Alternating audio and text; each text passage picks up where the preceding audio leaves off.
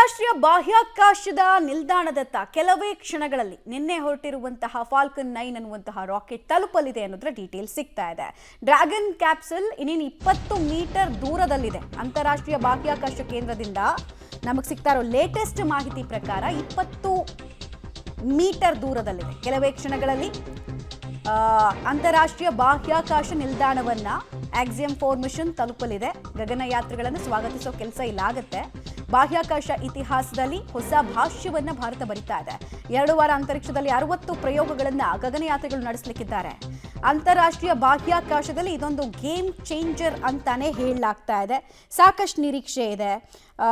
84ರಲ್ಲಿ ನಾವು ನೋಡಿದ್ವಿ, Soviet Russia ಕಾರ್ಯಾಚರಣೆಯ ಭಾಗವಾಗಿ ರಾಕೇಶ್ ಶರ್ಮಾ ಸಲ್ಯೂಟ್ 7 ಮೂಲಕ ಹೋಗಿದ್ರು.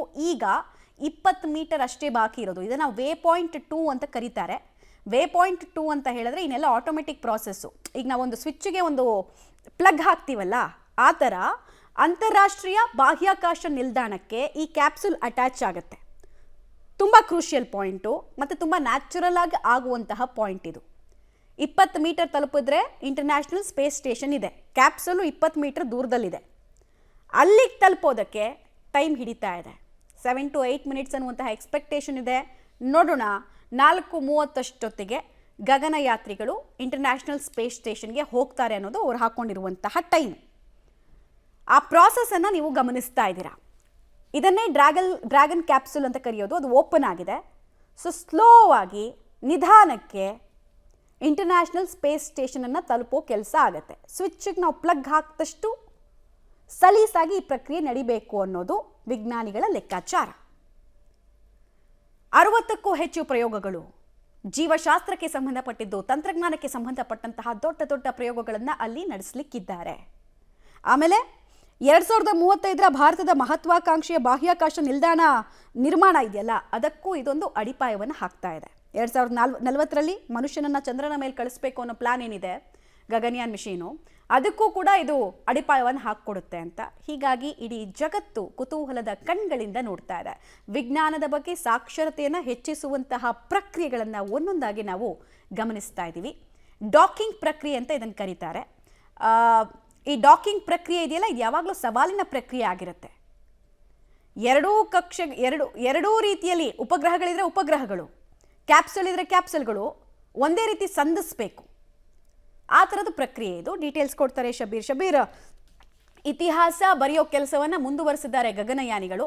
ಸೊ ಎಷ್ಟು ಮೀಟರ್ ಅಂತರದಲ್ಲಿದೆ ಈ ಡ್ರ್ಯಾಗನ್ ಕ್ಯಾಪ್ಸೂಲು, ಇನ್ನೆಷ್ಟು ನಿಮಿಷ ಬೇಕಾಗುತ್ತೆ ಎಕ್ಸಾಕ್ಟ್ಲಿ. ಡಾಕಿಂಗ್ ಪ್ರಕ್ರಿಯೆ ಸರಳವಾಗಿದೆ ಅಂತ ನಮಗೆ ಕಾಣಿಸುತ್ತೆ. ಸರಳವಾಗಿರಬೇಕು ಅನ್ನೋದು ವಿಜ್ಞಾನಿಗಳ ಲೆಕ್ಕಾಚಾರ. ಬಟ್ ಸವಾಲುಗಳು ಯಾವ ರೀತಿ ಇರುತ್ತೆ? ಮಮತಾ, ಇನ್ನೇನು ಕೆಲವೇ ಕಿಲೋಮೀಟರ್ಗಳ ದೂರದಲ್ಲಿ ಆ 2 ಡ್ರ್ಯಾಗನ್ ಕ್ಯಾಪ್ಸೂಲ್ ಮತ್ತು ಅಂತಾರಾಷ್ಟ್ರೀಯ ಬಾಹ್ಯಾಕಾಶ ನಿಲ್ದಾಣ ಇರುವಂಥದ್ದು.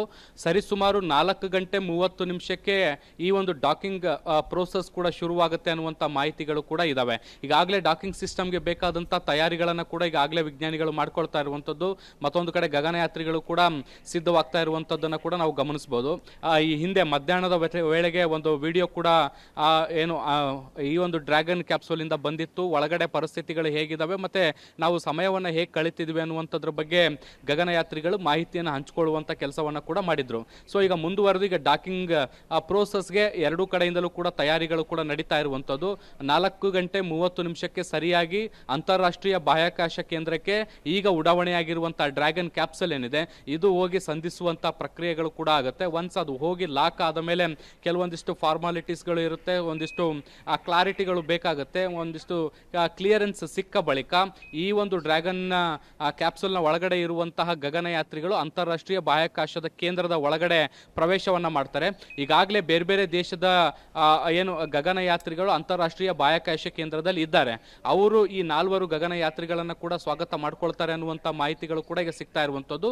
ಒನ್ಸ್ ಇವರು ಅಲ್ಲಿ ಒಳಗಡೆ ಹೋದ ಮೇಲೆ ಅಧ್ಯಯನ ಪ್ರಕ್ರಿಯೆಗಳು ಕೂಡ ನಿರಂತರವಾಗಿ ಶುರುವಾಗುತ್ತೆ. ಮಮತಾ, ಶಬೀರ್, ಇದ್ರ ಜೊತೆಗೆ ಈಗ ಮುಖ್ಯವಾಗಿ ಎಕ್ಸ್ಪೆಕ್ಟೇಷನ್ ಟೀಮ್ ಅಂತ ಆಲ್ರೆಡಿ ಅಲ್ಲಿ ಒಂದು ಇರುತ್ತೆ. ಸೊ ಇವ್ರನ್ನ ಸ್ವಾಗತ ಮಾಡ್ಕೊಳ್ಳುವಂತಹ ಪ್ರಕ್ರಿಯೆ ಹೇಗಿರುತ್ತೆ? ಆಮೇಲೆ ಡಾಕಿಂಗ್ ಪ್ರಕ್ರಿಯೆಗೆ ಪರಸ್ಪರ ಸಹಕಾರಗಳು ಯಾವ ರೀತಿ ಕಂಡು ಬರುತ್ತೆ ವಿಜ್ಞಾನಿಗಳ ನಡುವೆ ಅಂತ? ನೋಡಿ, ಡಾಕಿಂಗ್ ಪ್ರಕ್ರಿಯೆಗೆ ಸಾಕಷ್ಟು ಸಹಕಾರ ಸಹಜವಾಗಿ ಬೇಕಾಗಿರುವಂಥದ್ದು. ಯಾಕೆಂದರೆ ಒಂದು ಕಡೆ ಅಂತಾರಾಷ್ಟ್ರೀಯ ಬಾಹ್ಯಾಕಾಶ ಕೇಂದ್ರ, ಮತ್ತೊಂದು ಕಡೆ ಈ ಡ್ರ್ಯಾಗನ್ ಕ್ಯಾಪ್ಸೂಲ್, ಮತ್ತೊಂದು ಕಡೆ ಕೆಳಗಡೆ ನಾಸಾ ವಿಜ್ಞಾನಿಗಳು ಇದನ್ನೆಲ್ಲವನ್ನು ಕೂಡ ಮೇಲ್ವಿಚಾರಣೆ ಮಾಡುವಂಥ ಕೆಲಸವನ್ನು ಮಾಡ್ತಿರ್ತಾರೆ. ಮೇಲೆ ಏನಾಗ್ತಿದೆ ಅನ್ನುವಂಥದ್ದನ್ನು ಇಲ್ಲಿಂದಲೇ ಮಾನಿಟರ್ ಮಾಡುವಂಥ ಕೆಲಸಗಳಾಗ್ತಾ ಇರುತ್ತೆ. ಮತ್ತು ಸಂಪೂರ್ಣವಾಗಿ ಇದನ್ನೆಲ್ಲವೂ ಕೂಡ ಆಟೋಮೆಟಿಕ್ ಆಗಿ ಸಿಸ್ಟಮನ್ನು ಮಾಡಿಕೊಡ್ಲಾಗಿರುತ್ತೆ. ಅದೆಲ್ಲವೂ ಕೂಡ ತನ್ನಷ್ಟಕ್ಕೆ ತಾನು ಆಗ್ತಾ ಇರುತ್ತೆ. ಒಂದು ವೇಳೆ ಕಡೆಯ ಹಂತದಲ್ಲಿ ಏನಾದರೂ ಸಮಸ್ಯೆಗಳು ಬಂದರೆ ಇಲ್ಲಿ ಕೆಳಗಡೆಯಿಂದ ನಾಸಾದಿಂದ ವಿಜ್ಞಾನಿಗಳು ಗಗನಯಾತ್ರಿಗಳನ್ನು ಸಂಪರ್ಕ ಮಾಡಿ ಬೇಕಾದಂಥ ಅವಶ್ಯಕ ಬದಲಾವಣೆಗಳನ್ನು ಮಾಡಿಕೊಳ್ಳೋ ಮೂಲಕ ಡಾಕಿಂಗ್ ಪ್ರಕ್ರಿಯೆ ಏನಿದೆ ಅದನ್ನು ಸುಲಭವಾಗಿ ಆಗುವಂತೆ ಮಾಡುವಂಥ ಪ್ರಯತ್ನಗಳನ್ನು ಕೂಡ ಮಾಡ್ತಾರೆ. ಈವರೆಗೂ ಕೂಡ ಯಾವುದೇ ರೀತಿಯಾದಂಥ ಸಮಸ್ಯೆಗಳಿಲ್ಲ ಅನ್ನುವಂಥದ್ದು ಕೂಡ ಗೊತ್ತಾಗ್ತಾ ಇರುವಂಥದ್ದು. ಬಹುಶಃ ಎಲ್ಲವೂ ಕೂಡ ಸರಳವಾಗಿ ಓಕೆ, ಆಗಬಹುದು.